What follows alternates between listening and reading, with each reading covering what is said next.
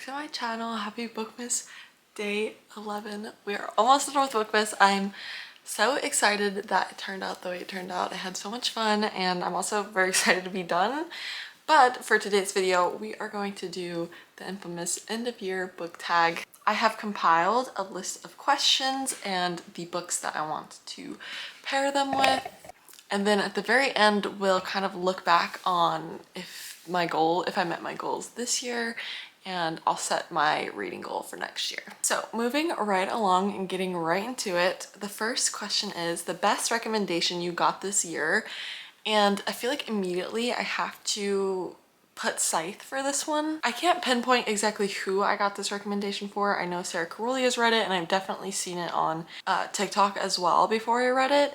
And I'm just so glad that I saw this book because there's just no way I would have picked it up otherwise. It is a sci-fi book. I'm not typically a sci-fi reader, but because of the recommendation, that's why I read it, and it was my first 5 stars of the year. It's honestly probably my favorite book of the year. I'm not 100% sure, and that's why I didn't put this question on here because that's a little bit too hard for me, but definitely the best recommendation of the year. And if you are looking for one recommendation above all any, I would say the same for you as well. I definitely think you need to read Scythe. The second question is most disappointing book of the year.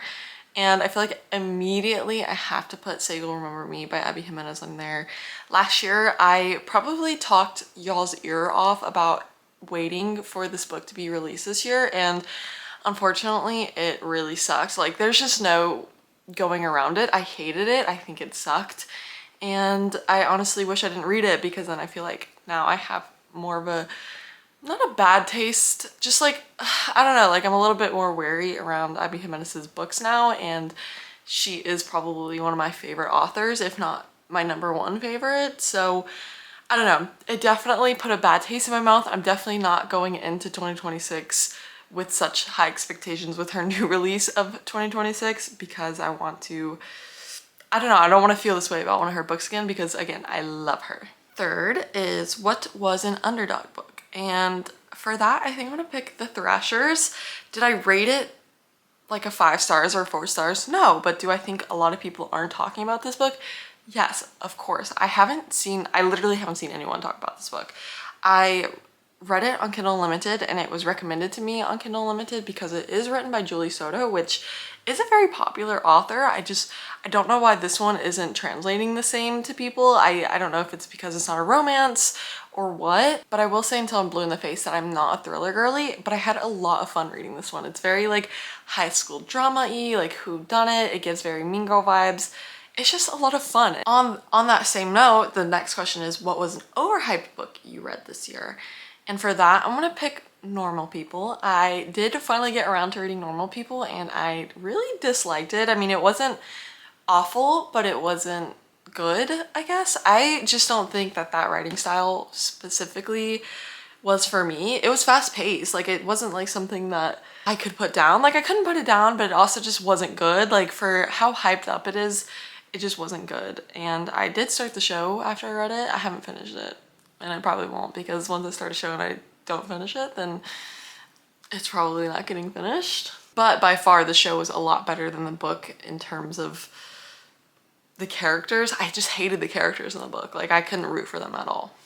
And then we have a book that surprised you, and for that I'm picking Sunrise on the Reaping. I think that this book surprised me because I can't wrap my mind around how Suzanne Collins can backtrack and write such a well thought out and connected story to the original trilogy when she probably didn't think she was going to write it in the first place. And I feel like a lot of times when authors do this, or directors, like even in the movie world, just any kind of like story in general, when they are like backtracking or going really like whenever they're starting to release new books years and years after, you know, the first one blew up, I feel like it's very cash grabby and they normally suck, but this one was really, really good and I'm very excited for the movies. I feel like I just keep getting shocked by the value that we're getting, not only in the production but in her books, and how really freaking crazy she is because they all still tie together even though the trilogy was written years and years ago. So I just think that that surprised me the most. It's so cool. Then we have your favorite book couple of the year, and I picked Kai and Peyton for this.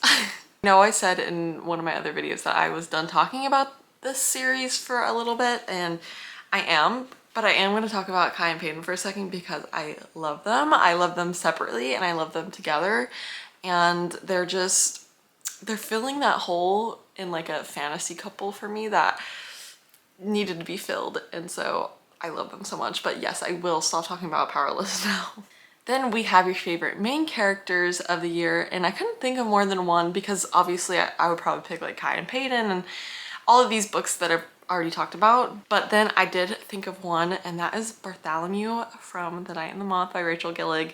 I would argue to say that he is a main character, but I would say he's not like the main character. I don't know. I wanted to throw him in here because I love him and I haven't stopped thinking about him since I read that book. So if you know, you know, and if you don't, you don't. He's like this little gargoyle in The Night and the Moth, and he is just so funny, and he calls everyone Bartholomew.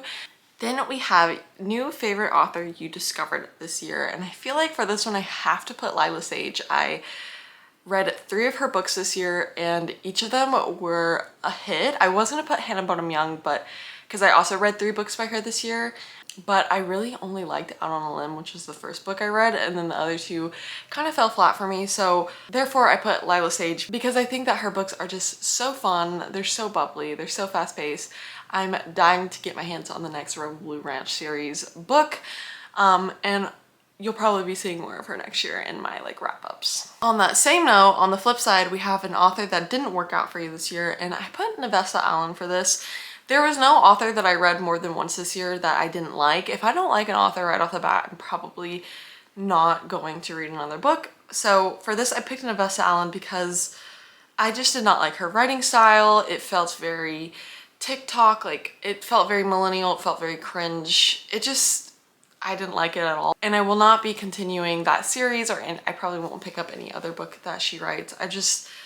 It wasn't for me, and if it's for you, that's amazing, and I'm not yucking your yum, but for me, it wasn't it. Then we have your favorite covers of the year, and for this one, I had quite a few.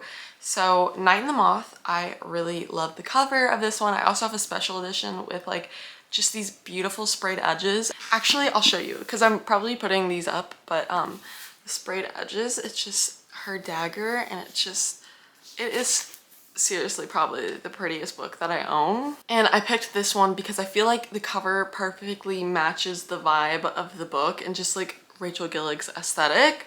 And then we have just Lila Sage's books in general. I love the Rebel Blue Ranch series in particular. I love the like pop art. It's so fun, and it's obviously gonna catch your eye at a bookstore, and I feel like that's probably one of the main reasons why they blew up in the first place. And then lastly, I have People Watching. I hated the book, but I will say that this is probably my #1 favorite cover of the year. It's just so cute, and I love everything fall, so I feel like why wouldn't I pick this? But unfortunately the book inside did not match the cover. That's not the question, but yes. On that train of Hannah Bonham Young, the next question is a book you haven't stopped thinking about, and for this I picked Out on a Limb. I read this early this year, like January or February, somewhere around that time, and I still haven't stopped thinking about it, so I feel like that is grounds for a really good book. It's just so refreshing, it's so bubbly, it's so cute. I wish I could say that for the rest of her books, but I just cannot, unfortunately. But still, it didn't put a bad taste for this one in my mouth at all. I still love it so much, and it's probably like the #1 book that I just like kind of keep reverting back to. And then we're still in the Hannah Bonham Young train, if you didn't know. The next question is a book you thought you'd love but didn't, and I put People Watching for this one. Again, I had very high hopes for this one. Same with Say You'll Remember Me by Abby Jimenez, but it fell flat, and I actually really hated the main characters in this book. Like, just icky. Like, it wasn't even like the storyline that I hated. I mean, I did not really enjoy that either, but it was not good at all. I'm sorry. Then we have book you read this year that you would reread, and I picked two for this one. I first picked Funny Story, which I felt like was a cheat because I read it this year, but it was a reread. So I feel like I could just reread this book over and over again and never get tired of it. But on the flip side, I was like, let me pick one that wasn't a reread this year, and I picked One Golden Summer. I really love this book. I listened to it, and I think that's why I would love to reread it. I would love to physically read it. I feel like it would hit more emotionally with me. I think I rated it 3.5, but as I continue to make videos, somehow this book always gets brought up, and I always am like, I feel like this was more of like a 4.5 star book in my opinion. So I would really love to reread it soon, especially with the next one coming out. I'm not sure if it's interconnected at all, but with her next book coming out next year, I would love to dive into the story again and read it physically for myself. And then the last book tag question before we get into goals and a recap of the year is your priority read for next year. And for that, I picked Throne of Glass. I love ACOTAR. It's probably my favorite series of all time. You can dog me about it all you want. And I bought the whole Throne of Glass out of print covers. I did read specifically the Assassin's Blade and Throne of Glass, or I read half of Throne of Glass and I read all of the Assassin's Blade a long time ago. So I'm not sure if I want to restart. I do remember a lot of what happens in Assassin's Blade, but I don't know, we're gonna see. I'm definitely making this a priority for me because I know I'm gonna love it. I might even love it more than ACOTAR. I feel like a lot of people say that. So definitely going to be doing that, and I really would love to make like a reading log of it, so we shall see. Now into the portion of today's video where we kind of look back into the year.